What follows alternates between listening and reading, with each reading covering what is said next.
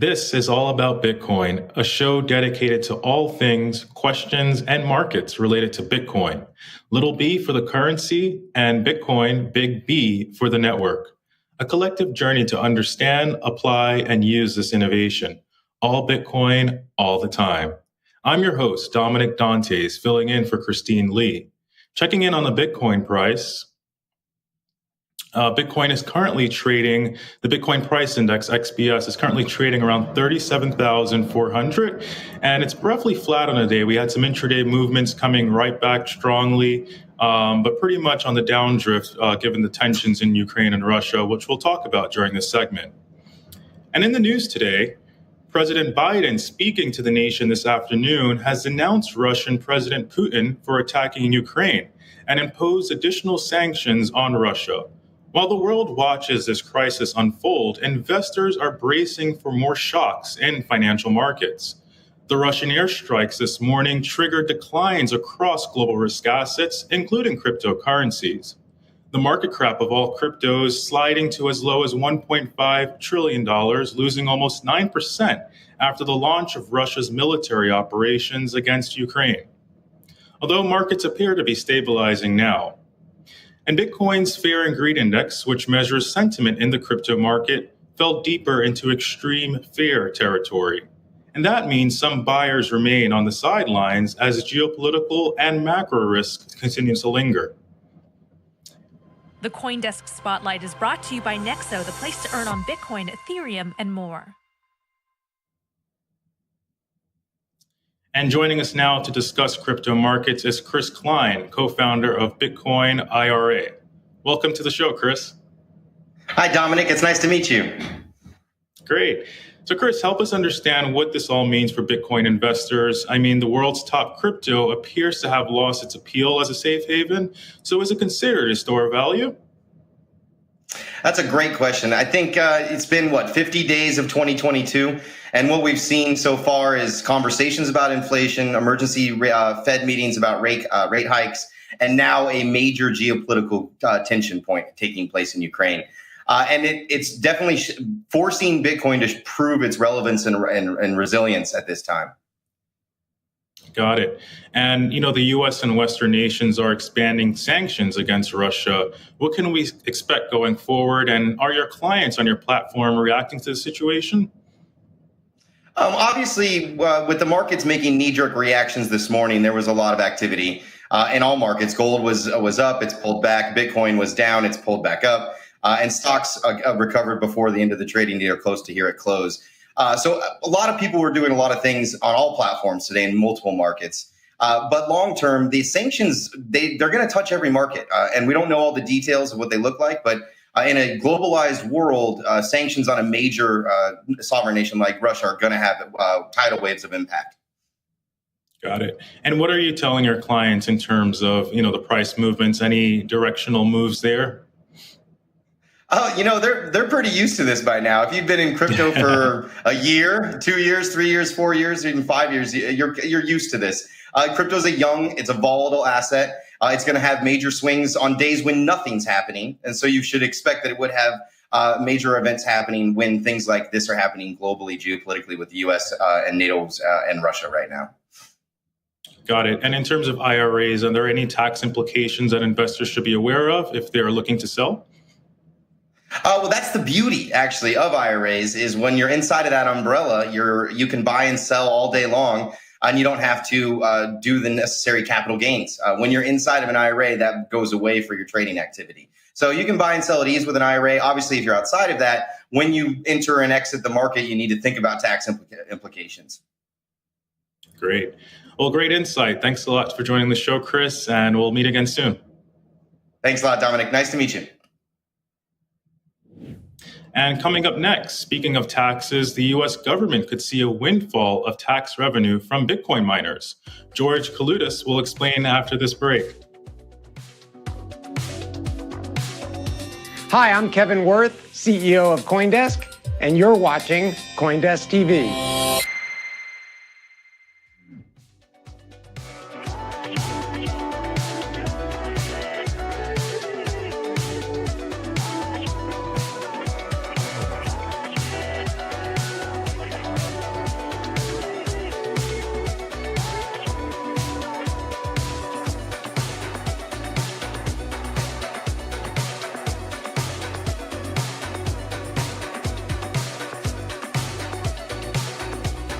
The chart of the day is brought to you by Crypto.com, the world's fastest growing crypto app.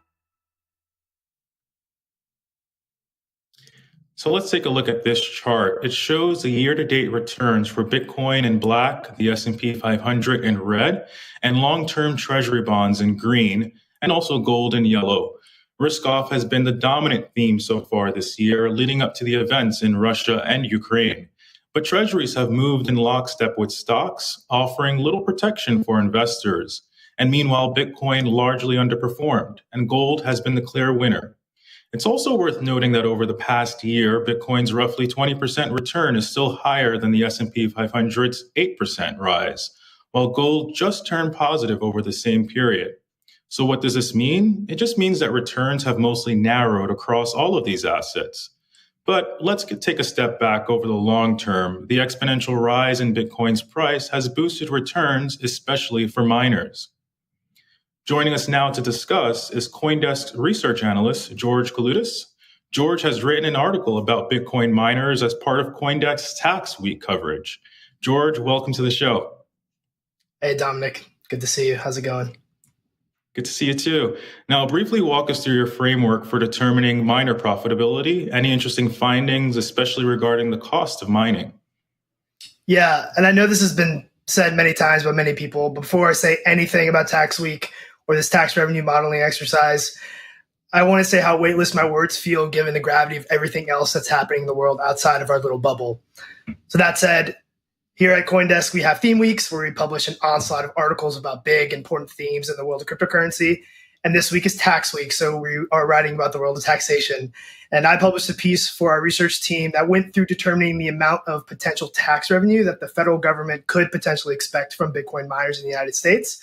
The way we did that was model out the level of profitability of miners in the United States and applied a federal corporate tax rate of 21% to that level of profitability, which sounds simple in practice, or in theory, but in practice is somewhat difficult. To do that, we leaned heavily on work done by our friends at Galaxy Digital Research, a leading crypto research firm that wrote a report called How Much Does It Cost to Mine a Bitcoin? And they open sourced their model, which is an awesome thing that they have done. And the model laid out the profitability of mining Bitcoin based on the type of mining equipment being used. And since there are varying efficiencies related to each type of machine, but their model was focused on equipping companies that are looking to set up mining operations. So we simply took that and tried to apply it over the entirety of the network, tweaking the input cost based on our assumptions of electricity costs in the United States, which is generally higher than in other countries, and the rules around depreciation schedules to get to a number. That said, and I will caveat that our model had a big wide-ranging numbers that it showed. If you look at public mining companies in the space right now, you actually notice that they don't really pay any taxes now, and that's mostly due to the startup nature of these businesses. So last part of our model, that's sort of this an assumption, is that we're operating in a more mature mining environment in the United States. And from there, the most interesting finding is that depending on the performance of the Bitcoin market and network, we can expect to see a significant amount of tax revenue due to the United States. We could just as easily see that tax windfall shrivel away, though, to zero if the market tanks too much, right? And I know it feels like a bit of a cop-out, but our range of scenarios showed tax revenue as high as almost 800 million, as you can see on the chart over here on the right, but all the way down to zero if the price of Bitcoin tanks and Bitcoin hash rate goes up to 300 exahash. There's going to be no profitability, so there's going to be no tax revenue that comes to the United States. Got it. So very price sensitive model, right? Absolutely. And, I see that US has about a 30% share of the global hash rate, which is pretty impressive. So help us understand how miner profitability can contribute to a potential tax windfall. Yeah, the US has really stepped up following the exodus of mining from China, right? There's certainly a world where US hash rate ticks up even more, which will only improve the potential situation for tax windfall for the United States. I would point out, and I've already pointed this out earlier, it's slightly more expensive to mine in the United States than it is in most other countries, and definitely China. China has very cheap energy sources. That's because the main cost input for mining is electrical cost, and that tends to be higher here. However, in a world where hash rate chases price increases, there is a world where $100,000 Bitcoin leads to an insane near-term profitability for these firms. And the ones who are set up already to take advantage of that are the ones who can profit in the near term, because it takes time to set up these operations. So given the construction of the Bitcoin network, you can actually expect profitability to then trail off in the long term as incentives encourage miners to join the network to eat up that profitability. So the US would be best served setting up a situation where you could have miners set up now to take advantage of potential price increases in the future. And potential, so in that case, more hash rate coming to the US is probably good for the US from a tax perspective. Got it. And in terms generally over the distribution of mining activity, where else other than the US are you seeing an increase in mining?